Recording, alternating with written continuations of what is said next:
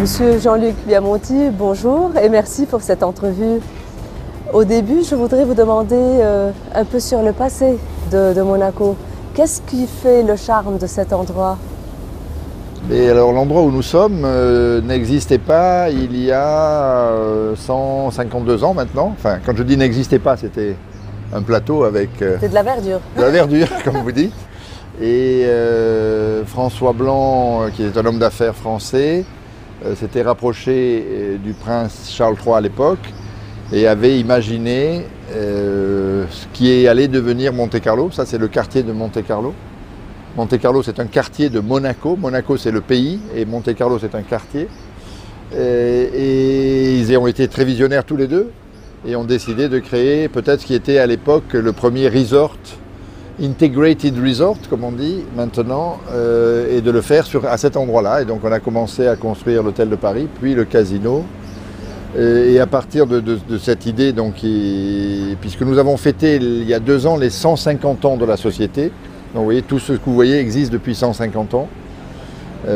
Entre-temps, on a fait un peu de travaux et on les a maintenus en très bon état, mais ouais, c'est toujours beau. Et voilà, c'est parti d'une idée et c'est une idée que nous sommes en charge de continuer à faire vivre et à développer. Mais comment est-ce qu'on peut maintenir la qualité dans un bâtiment aussi ancien, historique, et en même temps introduire la technologie dedans? Comment ça se fait?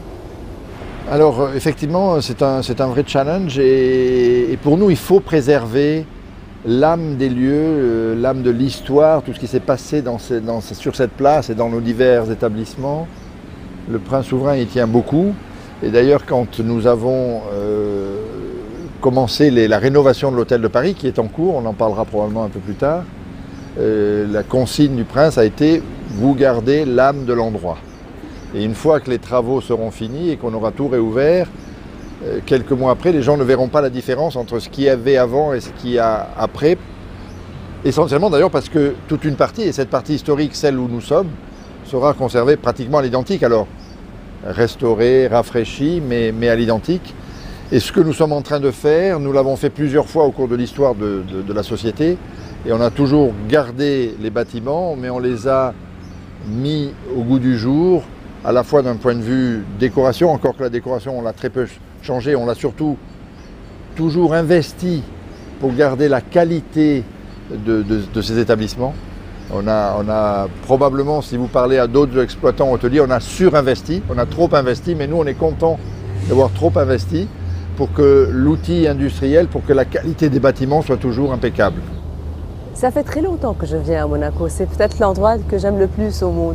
Mais je me rappelle très bien, il y avait un bâtiment ici, maintenant je vois un chantier, il y a plein de travaux tout autour. Oui, alors c'est une période un petit peu particulière. Il y a 2 grands projets qui sont exactement où nous sommes et effectivement vous avez choisi un endroit où vous voyez tout. Alors le grand bâtiment dont vous parlez, qui était à côté de l'hôtel de Paris et que nous appelions à l'époque le Sporting d'hiver, était un bâtiment d'architecture un peu fin art déco, début Mussolini, enfin On ne va pas discuter trop de tout ça, puisqu'il y avait des gens qui étaient amoureux de ce bâtiment, d'autres qui le trouvaient horrible.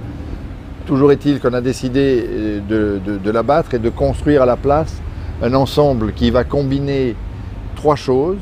Premièrement, au sous-sol, rez-de-chaussée et plus un, premier étage, des magasins de grand luxe. La plupart étant déjà présents en principauté, mais tous ceux qui étaient présents ont souhaité étendre et avoir plus de surface, et puis d'autres signatures viendront. Donc ça, c'est une première élément. Deuxième élément, des résidences de très grand luxe. Et troisième élément, mais il y a juste un petit bâtiment derrière, donc dans le coin nord-est nord-ouest, pardon, nord-ouest, à côté de l'Ermitage, qui sera un immeuble de bureaux. Puisqu'il y avait des bureaux avant, il y aura quelques bureaux après. Et le tout sera livré pour la fin de l'année 2018, puisque nous livrons les magasins en fait l'été 2018. Nous les livrons aux exploitants qui devront aménager ces magasins et qui ouvriront pour la saison des fêtes de fin d'année dans les nouveaux magasins. Donc décembre 2018, les magasins ne seront plus dans les bulles blanches que vous voyez là, mais dans les nouveaux établissements. L'ensemble de cet immeuble a été dessiné par Richard Rogers, qui est un Pritzker Prize, qui est une des grandes signatures. C'est lui qui a fait Beaubourg, c'est lui qui a fait le One Hyde Park à Londres, et beaucoup d'immeubles à Londres et dans le monde. C'est de grande qualité, c'est très fin, c'est beaucoup de verre, un peu d'acier et de verre. Et je pense que ça s'intégrera bien dans cette place du Casino. Ça, c'est le premier projet. Le deuxième projet, c'était un projet sur l'hôtel de Paris, que nous avons cette fois-ci non pas un petit peu restauré, comme j'ai évoqué tout à l'heure, mais que nous avons refait complètement. Sauf la partie sur la place du Casino, qui elle demeure telle qu'elle est, mais la partie arrière a été abattue et est en train d'être construite. Donc c'est la façade qui va être sauvegardée, c'est tout. C'est plus que la façade, pardon, je me suis mal exprimé. La partie sur la place du Casino ne sera pas détruite, c'est-à-dire y compris les chambres. On n'abat pas cette partie-là, on garde cette partie-là, mais on va redécorer les chambres. Mais le bâtiment lui-même ne bouge pas. Ce qui s'est abattu et reconstruit, c'est la rotonde, qui était sur la mer, et la partie côté terme. Côté terme, oui, exact. Et la partie côté Ermitage. Ça a été démoli et reconstruit. D'accord. Mais entre-temps, ça ne ferme pas. Ça fonctionne toujours, les restaurants. Il y a une trentaine de chambres, je pense aussi, qui... Alors, en fonction de la période, effectivement, la plupart des grands palaces, ouais, quand ils ont été refaits, le Georges V à Paris, le Shangri-La, enfin, tout le Crillon, tous ces grands palaces ferment, refont les travaux et réouvrent. Nous avons estimé, et c'était aussi un souhait important du prince souverain, de ne pas... il n'aurait pas été opportun de créer un trou noir sur la place du Casino. Et donc on a décidé de faire ces travaux en restant toujours partiellement ouverts. Jusqu'au Grand Prix de cette année, nous avons 44 chambres qui sont les chambres qui donnent sur la place du Casino. Juste après le Grand Prix, nous réouvrons la rotonde, côté mer, donc toute la partie ronde du bâtiment. Là, il y a 85-90 chambres. Et nous fermons cette partie sur la place du Casino, donc on sera à 85 chambres. Puis nous réouvrons la partie Ermitage, côté Ermitage, pardon, oui, côté Ermitage. Et ces chambres-ci ne seront ouvertes qu'à la fin, donc vers le mois de décembre 2019. Et là, on se retrouve au moment de l'ouverture avec le même nombre de clés qu'avant. Donc les gens pensent qu'on a fait une augmentation du volume. Non, on aura exactement à 2 clés près, on aura 2 chambres de plus après les travaux qu'avant les travaux. Donc vous allez me dire pourquoi avoir fait tous ces travaux pour 2 chambres, c'est pas vrai. Ce qui a beaucoup changé dans le monde de l'hôtellerie de luxe, c'est l'espace. Aujourd'hui, je pense que pour définir le luxe dans l'hôtellerie, il faut de l'espace. Donc vous avez agrandi les chambres? Les chambres et les suites. Donc on aura le même nombre de clés, mais les chambres beaucoup plus grandes et des suites beaucoup plus grandes, plus 2 suites d'exception qui seront la villa sur le toit côté mer et une villa sur le toit côté place du Casino. Celle-ci sera nouvelle, mais elle sera en retrait, vous ne la verrez pas de la place du Casino. On parle ces temps-ci de crise économique et vous parlez de grands projets d'investissement assez coûteux. Comment vous pouvez investir autant et rester compétitif? Alors d'abord, la crise économique, elle a existé, elle a été très forte. Je pense qu'à l'instant T, nous ne sommes pas en crise économique. Je crois que c'est en train de repartir et les États-Unis marchent très bien, l'Europe est en train de redémarrer. Le Golfe n'est pas, avec le prix de pétrole et tout ça, ça ne marche pas. Et c'est une bonne clientèle chez vous, je pense, non? Enfin, effectivement, peut-être que l'économie du Golfe était certainement affectée par le prix du pétrole qui a un peu baissé, mais disons, mondialement, aujourd'hui, on est dans une croissance à 3,5%, c'est bien, il ne faut pas se plaindre. Le Golfe est pour nous une clientèle très importante, très très importante. Nous, on a essayé de s'abstraire un petit peu de ce que vous avez dit, à savoir qu'on a pris cette décision d'investissement, effectivement, peut-être à un moment où l'économie mondiale n'allait pas au mieux, mais je pense que c'est dans ces moments-là qu'il faut investir et être prêt au moment où ça redémarre. Donc je pense que peut-être c'est de la chance, hein, ne croyez pas qu'on sache tout à l'avance, mais enfin, en gros, on n'a pas eu peur, on a décidé d'investir. Ces investissements sont importants, vous l'avez souligné, c'est 650 millions, les deux projets ensemble. Et nous avons décidé de les faire au moment où l'économie n'était pas terrible et on va réouvrir au moment où je pense l'économie mondiale va un peu mieux.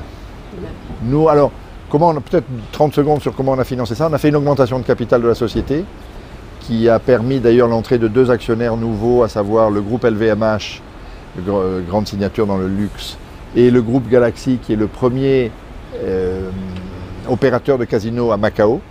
Ces deux entités ont pris chacune 5% de la société. Et donc on a fait une augmentation de capital de 200 millions et le reste est financé par de la dette. Donc nous avons signé avec un groupe de banques un emprunt de l'ordre de 350-400 millions d'euros qu'on n'a pas encore tiré parce qu'on n'en a pas encore besoin, mais qu'on finira par tirer probablement un peu plus tard cette année. Vers la fin de l'année, on va commencer à utiliser ce crédit bancaire pour financer l'intégralité des travaux. Vous avez une élite qui vient à Monaco. Est-ce que c'est vrai que Monaco, c'est un endroit, une destination pour les riches seulement? Il y a quand même une première contrainte qui est que Monaco, c'est petit. Ouais. On n'a pas l'espace pour accueillir tout le monde. Et donc c'est vrai que naturellement, on est allé plutôt vers du haut de gamme. Et qu'en tout cas, la SBM se consacre plutôt au segment élevé de la clientèle mondiale.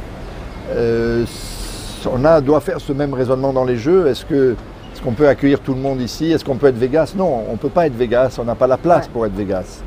Pour vous donner un exemple, le moindre petit hôtel de Vegas avec son casino, il a 2000 chambres. La SBM, elle a 1200 chambres. Voilà, donc tous les hôtels compris de la SBM, c'est 1200 chambres. C'est plus petit qu'un hôtel à Vegas. Donc on ne peut pas se comparer, c'est pas le même métier. C'est énorme. On est obligé de se consacrer plutôt au haut de gamme. Mais de là à dire qu'on ne peut pas venir à Monaco si on n'est pas ultra riche, ce n'est pas vrai non plus. Ouais. Hors saison peut-être? Non, mais même dans la saison, écoutez, tout le monde peut aller déjeuner au Café de Paris, c'est pas des prix démentiels. Les plats, il y a des plages publiques, il y a une plage privée, mais il y a des plages publiques. Le Beach Club. Le Beach Club, c'est à nous, c'est privé, mais le Larvoto, c'est une plage publique.